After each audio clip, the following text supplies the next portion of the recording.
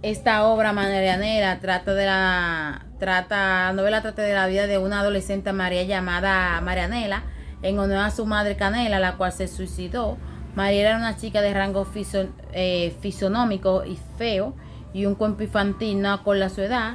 Vive en una casa de una familia que es muy apática con ella y no le pone ninguna atención, solo un techo. Marianela pensaba que servía solo para una cosa, que era ser lazarillo de Pablo, un muchacho ciego. Marianela y Pablo paseaban y hablaban todos los días, y estos creían que estaban enamorados.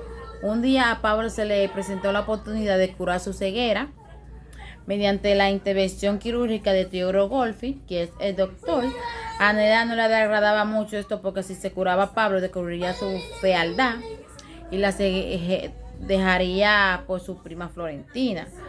Pablo recuperó la vista. Lo que hizo fue que Nela desapareciera para no ser rechazada. Florentina va a buscarla para llevarla a casa. Por el camino Nela se escapa porque no puede soportar la idea de que Pablo la vea. Nela muere de tristeza y, y de agonía, porque Pablo al Pablo recupera la vista se fija en su prima Nela y no se fija en ella, y ella muere de tristeza y agonía. Bueno, la crítica de esta obra es una novela muy buena, pero a veces se toma de aburrida, porque se centra en aspectos que al fin y al cabo no son importantes. También, aunque al final es un poco triste, me gustó porque sale de monotonía que tiene casi todas las obras de finales felices y cosas así. También se aprecia como la capacidad de ver el interior no impide muchas veces ver el interior de las personas, mientras que un ciego atiende a otra cualidad de la persona diferente a lo que aprecia. Bueno, las palabras desconocidas que yo encontré en esta obra fueron las siguientes, que fueron la vertiente, que significa desclive por donde corre el agua. También complexio, que es constitución fisiológica y anatómica de un individuo. También ademan, que es un movimiento o actitud con que se manifiesta un estado de ánimo. Zarza, que arbusto de la familia de la rosea con tallos salmentosos arqueados en la punta. Desasosegar, privar de calma y sosiego. También está talud, inclinación de un terreno o de parámetro de un muro. Pragmática, relativa a la práctica y no a la teoría. El recurso literario de esta obra, metáfora, que es como clavándose los dedos como garra.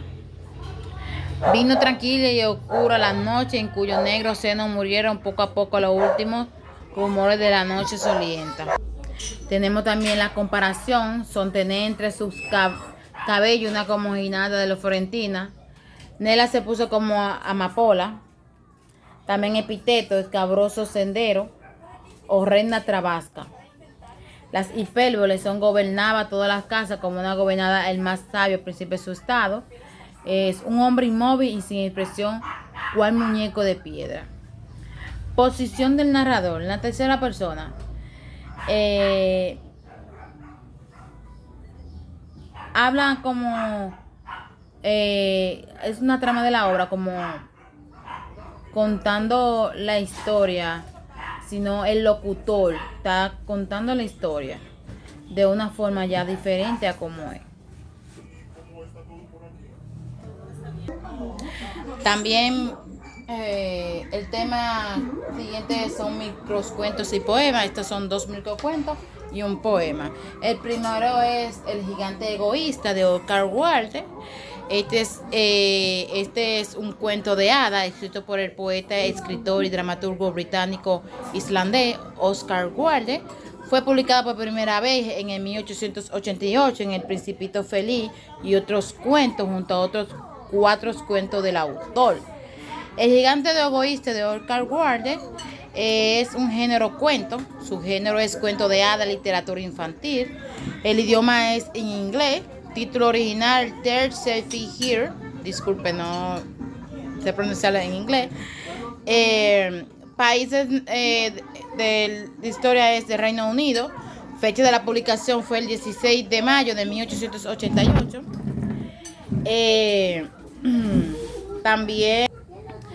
También Walter se consideraba uno de los dramaturgos más destacados de Londres, victoriano tardío. Además fue una celebridad de la época debido a su gran ajuscado ingenio. Hoy en día es recordado por sus epigramas, su cuento y sus obras de teatro. Su única novela es El retrato de Dorian Gray y la tragedia de su encarcelamiento seguido de su muerte prematura. Como un portavoz de teticismo, dedicó a varias actividades literarias. Publicó un libro de poemas, dio conferencias en Estados Unidos y Canadá, donde es el renacimiento del inglés, y después regresó a Londres, donde trabajó prolíficamente como periodista.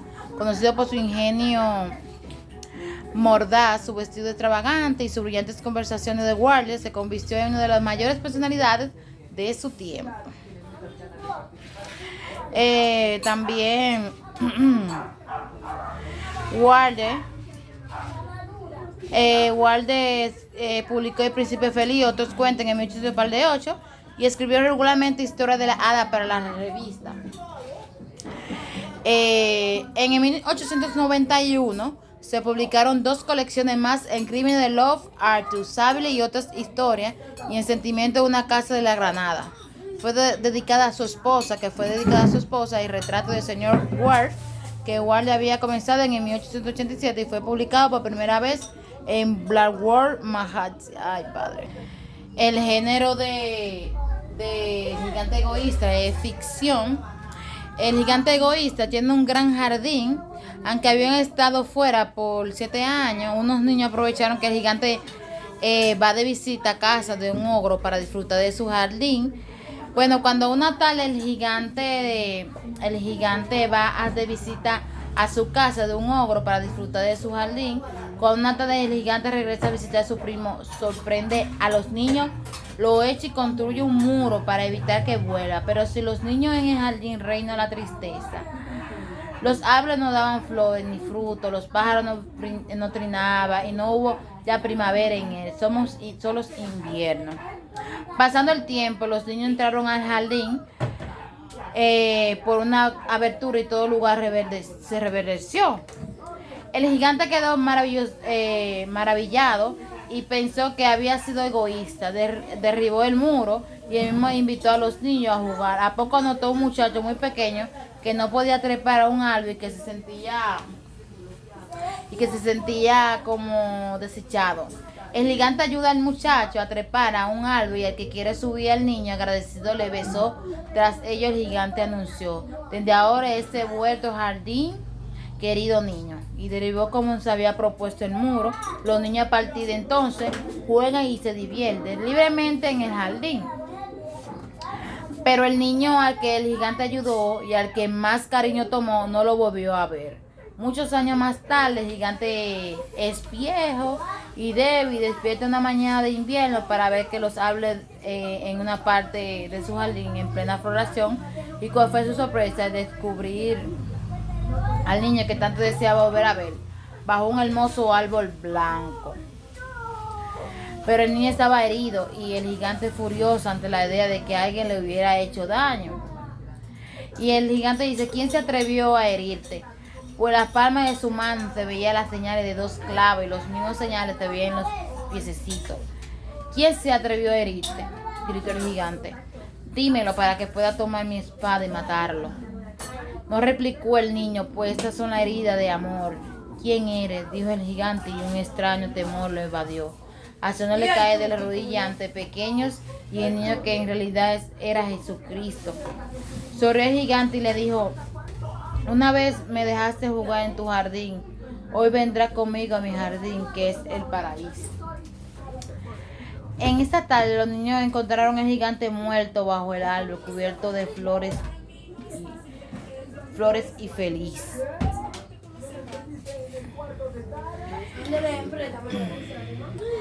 Bueno, el cuento del gigante egoísta es una historia con una gran moraleja que se traduce como en enseñanza de valores como la belleza, el amor y la importancia de compartir con los demás. Eso es lo importante. Bueno, esta historia se desarrolló en el jardín del gigante.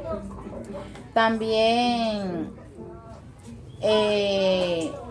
los amigos del gigante eran el ogro de Canuale.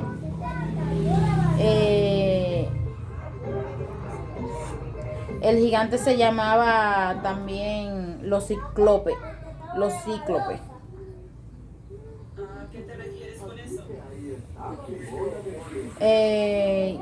Bueno, las palabras desconocidas que aparecieron en este cuento son la Mars, inmediatamente, la prontamente, enseguida, bramar, chillar, rugir, revolotear, aletear, contigüedad, también está abaricoquero, entre otras.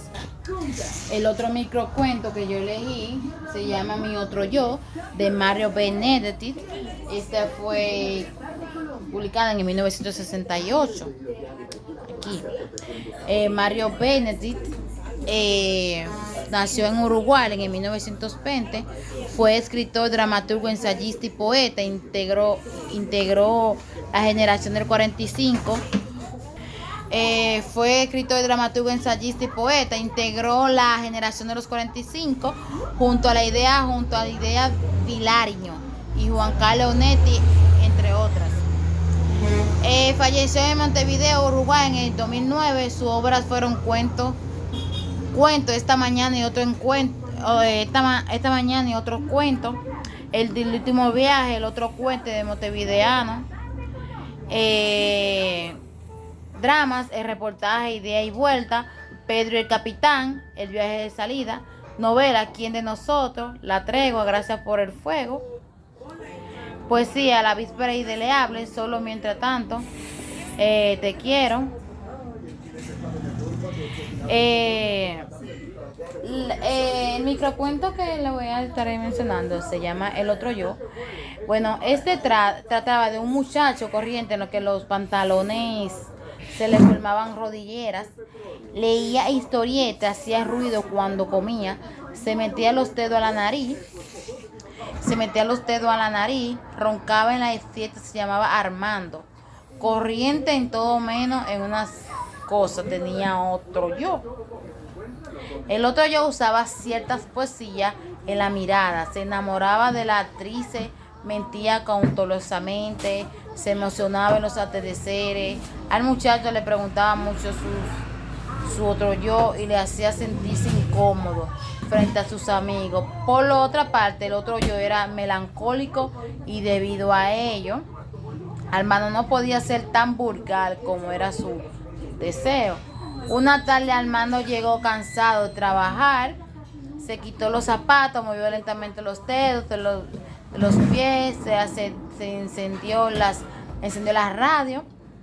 En la red estaba Morsa, pero el muchacho se durmió. Cuando despertó el otro yo lloraba como de consuelo. En el primer momento el muchacho no supo qué hacer, pero después se rehízo a insultar constantemente al otro yo. Este no dijo nada, pero a la mañana siguiente se había suicidado.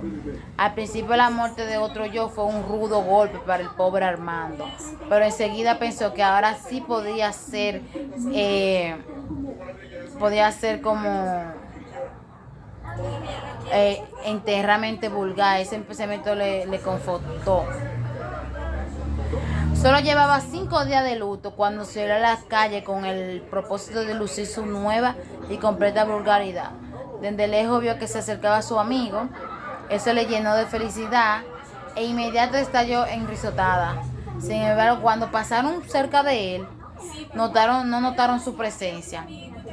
Para peor de males, el muchacho alcanzó a escuchar que comentaba, pobre Armando, que pensaba que parecía tan fuerte y saludable.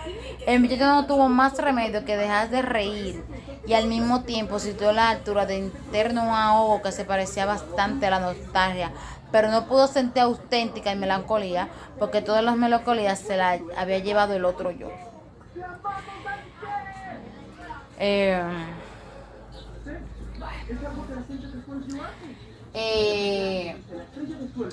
Mi otro tema a exponer es el poema de Octavio Paz, de Destino del Poeta. Octavio Paz Lozano nació el 31 de marzo de 1914 y el 19 de abril de 1998. Registrado el nacer como Octavio Irineo Paz Lozano. Fue un poeta, ensayista y diplomático mexicano. Obtuvo el Premio Nobel de la Literatura en el 1990 y el Premio Cervantes en el 1981. Se le considera uno de los más influyentes autores del siglo XX y uno de los más grandes poetas de todos los tiempos. Octavio Paz fue nominado por Adolfo López Mateo, designado por senador de la República, predecesor de Salvador Pardo Borja, sucesor de Carlos César Gutiérrez Marcia. También esto fue en la India, México e India. Octavio Paz falleció el 19 de abril de 1998. La causa de su muerte fue cáncer óseo primario. Su sepultura fue en el antiguo colegio de San Ildefonso. Su nacionalidad era mexicana. También su género era de poesías y ensayos. El poema de Octavio Paz, que es El Destino del Poeta, dice así: palabras sin de aire y en del aire perdida, déjame que me pierda entre palabras y déjame ser el aire a tus labios, o un soplo vagabundo sin contorno que el aire desvanece, también la luz en sí misma se pierde. Esa era mi exposición.